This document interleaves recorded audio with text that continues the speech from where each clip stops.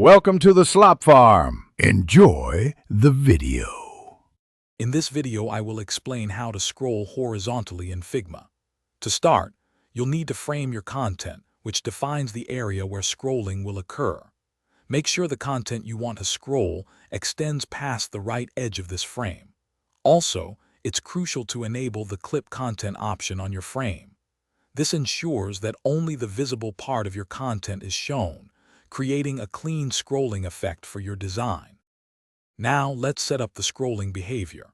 First, select the main frame that contains all your horizontally arranged elements. Then, navigate to the Prototype tab located in the right-hand sidebar of Figma.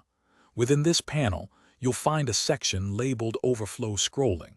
From the drop-down menu there, simply select Horizontal Scrolling. This tells Figma to allow movement along the x-axis within that specific frame. When designing your content, arrange all your elements side by side inside the scrollable frame.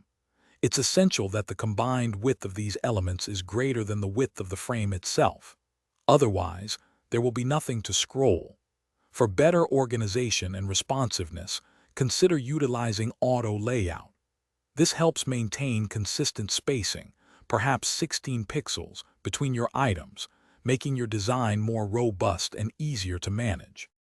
Finally, it's time to test your horizontal scroll. Click the Present button, which is usually found in the top right corner of your Figma interface.